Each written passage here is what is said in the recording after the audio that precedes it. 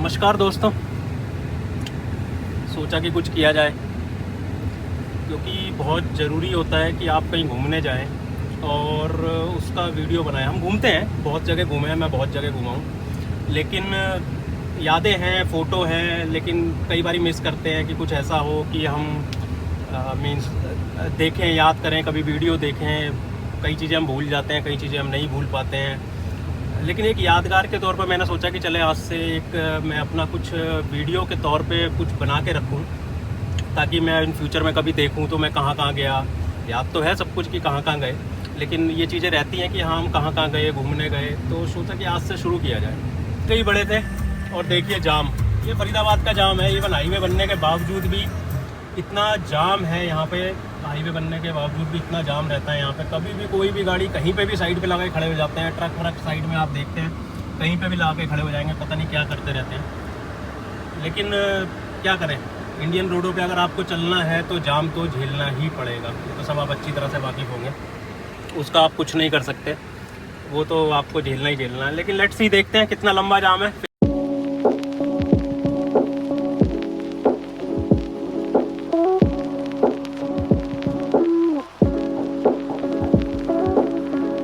इस रोड की जब नीचे उतरते हैं ना तो traffic left right right left यही होता रहता है। बस इसी कारण जाम इतना ज़्यादा है। लोगों को जाना है टुवर्ड्स बल्लभगढ़, तो अंदर की तरफ। तो अब यहाँ से थोड़ा रोड चौड़ा है तो थोड़ा बेटर फील होता है, लेकिन आगे जाके बस स्टैंड्स वगैरह हैं, ऑटो रिक्शा वगैरह खड़े रहते हैं सारे के सारे, तो थोड़ा जाम फेस करना पड़ता है। लेकिन ये लास्ट पॉइंट था जो सबसे कंजस्टेड था। इसके बाद सब फ्री है, सब ईजिली, फिर तो रोड एकदम खाली है। बहुत बढ़िया फ्लाईओवर बने हुए हैं रोडों के बीच में। जी आने वाला है पहला टोल हमारा। पलवल से पहले टोल पड़ता है ये। पहले नहीं हुआ करता था ये टोल, पहले टोल आता था पलवल के बाद।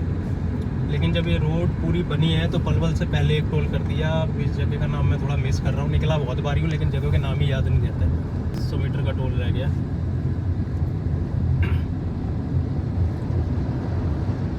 यहाँ पे भी साइड में कुछ ना कुछ चलता ही रहता है, रोडों का काम, सफाई। चलो बढ़िया है, क्योंकि दिन में सफाई करेंगे तो रात वालों को थोड़ा इजी रहेगा जब ट्रैवल होता है। तो रात में जब इस तरीके की बैरिकेटिंग्स वगैरह और डाइवर्जन वगैरह लगे होते हैं तो थोड़ा डिफ़िकल्ट होता है रात में गाड़ी चलाना।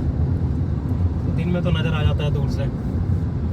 तो बस पहुंचने वाले हैं टोल। अच्छा, टोल पे सबसे बड़ी कश्मकश एक ही रहती है, मेरी तो रहती है, आप लोगों की भी शायद, मैं भी जो भी देख रहा हो, यही कश्मकश होती है कि कौन सी लेन में घुसे कि जल्दी निकल जाए। और मेरे साथ तो हमेशा ये होता है कि जिस लेन में घुसो उसी में लाइन टाइम लगता है। जितनी मर्जी कोशिश कर लो, चाहे पूरी लेन खाली हो, एक गाड़ी के पीछे लग जाओ, पता लगता है भैया वो गाड़ी वाला ही कार्ड दिखाने में लगा हुआ अपना, और उसी में टाइम लग जाता है। तो सबसे ज़्यादा टाइम तो मुझे लगता है टोल में। लेकिन सुनने में आ रहा है कि जल्दी NH पे गवर्नमेंट GPS के थ्रू टोल काटेगी, सारे टोल गेट वगैरह बंद हो जाएंगे। जस्ट आपकी गाड़ी पास आउट करेगी और आपके GPS टैग से आपका ऑटोमेटिकली फास्ट टैग या जो भी वो सिस्टम नया प्रोवाइड करेंगे, ऑटोमेटिकली टोल डिडक्ट हो जाएगा उसमें से। तो मैं भी शायद जब जाम नहीं लगेगा। तो दिख तो रहा है कि जाम नहीं है, लेकिन वही बात है कि लेन चूज़ करना है कि किस में से हम पहले निकल पाएंगे।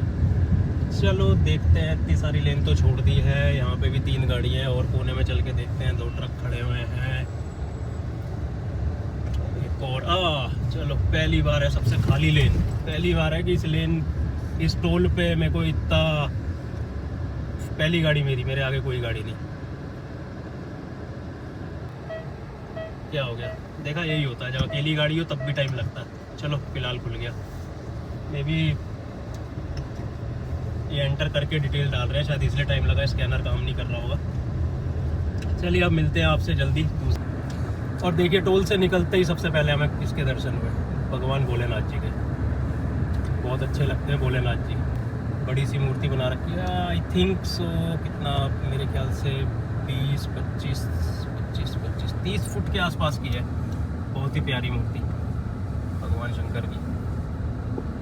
ऐसे ही गुड़गांव रोड पे भी बनी हुई है, दिल्ली गुड़गांव रोड पे भी बहुत प्यारी मूर्ति, मंदिर है छोटा सा। तो इसको भी शायद ज़्यादा समय नहीं हुआ बने हुए। जैसे मैंने बताया था कि पलवल के मतलब के आसपास ये काम चल रहा है रोडों पे। तो देखो, ये डाइवर्जन है, अभी भी यहाँ तो कम है, रोड पूरी ब्लॉक कर दी आगे, लेकिन आगे जोरों शोरों में काम चल रहा है। तो लगता तो है जैसे 3-4 महीने में काम कंप्लीट हो जाएगा। देखते हैं, लास्ट टाइम जब मैं आया था तब भी मुझे ऐसा ही लगा था।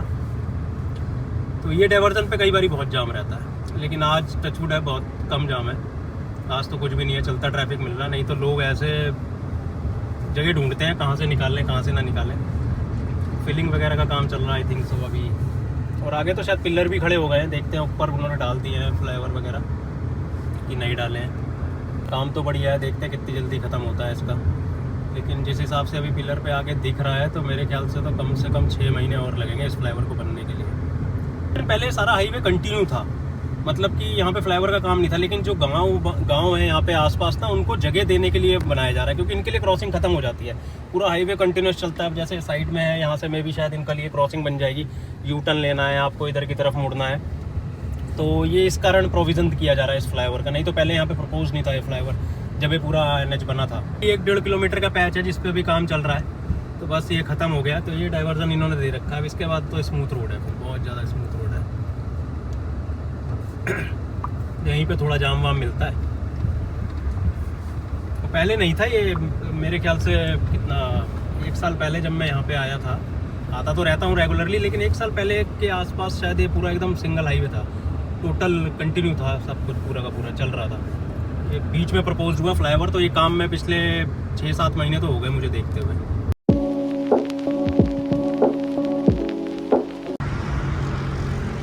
चलो भाइयों, लिया पहला ब्रेक डाबा हाईवे की। हल्की हल्की भूख लग रही थी बच्चों को, कह रहे रोक लो, मैंने सोचा रोक लिया जाए। थोड़ी देर बैठते हैं, मुश्किल से 15-20 मिनट, और वहाँ पहुँचने में हार्डली आधे घंटे में वहाँ पहुँच जाएंगे।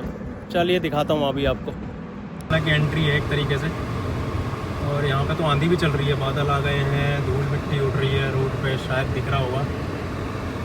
काफ़ी तेज़ आंधी है, चारों तरफ खेत है, तो उस कारण काफ़ी तेज़ आंधी महसूस हो रही है, काफ़ी मिट्टी उड़ती हुई। टोल पे फिर वही कश्मकश, कौन सी लेन में घुसे, ठीक दिख रही है। आई थिंक सो एक लेन और मिली, गाड़ियाँ हैं बहुत सारी। वही कहते हैं ना, जहाँ सोचो वहाँ पे ज़्यादा भीड़। लेन बदल ली है, उस लेन में अभी भी गाड़ियाँ लगी हुई हैं लाइन पे, शायद वही पास का सिस्टम, या फिर मैं भी हो सकता है फास्टैग काम ना कर रहा हूँ। तो फटाफट डिसीजन लिया, भैया लेन बदलो, तभी जाके निकल पाएंगे, नहीं तो इतनी जल्दी नहीं निकल सकते। वो भाई साहब तो अभी भी लगे हुए हैं अपनी गाड़ी की पर्ची कटवाने।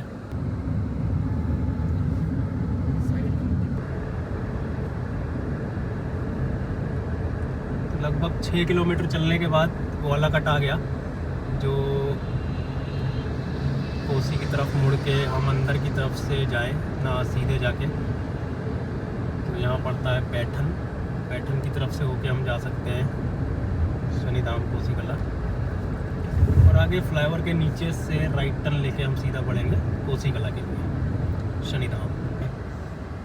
पूरा टायर ऐसे तो ख़त्म हो जाएगा। भाई साहब क्या कर रहे हो, चलना परम धर्म है, जितना मर्जी समझा लो, जितने मर्जी रूल्स टाइट कर लो, सब कुछ कर लो, अगर पुलिस वाले खड़े हैं तब तो ठीक है, अगर नहीं खड़े हैं तो फिर तो आप ही को समझना है कि आगे से आना है कि जाना है।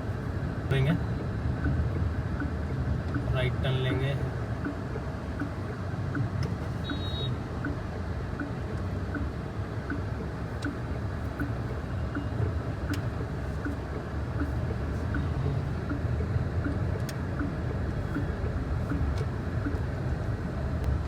थोड़ा रोड पतला है शुरू में, लेकिन यहाँ पे लगता है क्योंकि गांव की एंट्री है, शॉप्स वगैरह हैं, तो थोड़ा भीड़ भड़का रहता है। लेकिन एक बार यहाँ से निकलने के बाद में सब कुछ क्लियर हो जाता है।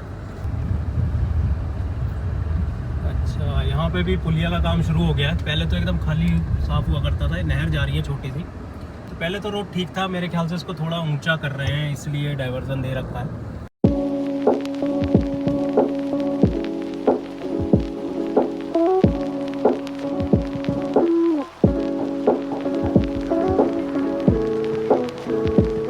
बढ़िया दर्शन हो गए हमारे शनिधाम के, और इतनी शांति मिलती है जब यहाँ पे आओ ना, तो आपसे भी कहूँगा कि आप भी आओ एक बारी शनिधाम के दर्शन करने।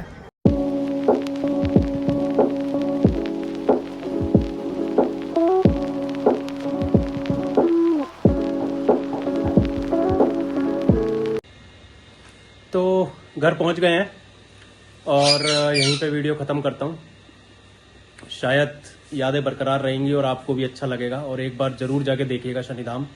बहुत तसल्ली मिलती है, फिर दोबारा से कह रहा हूँ, बहुत तसल्ली मिलती है। तो चलिए जल्दी मिलते हैं किसी एक नई वीडियो में। ओके बाय, आपका दोस्त विकास वर्मा।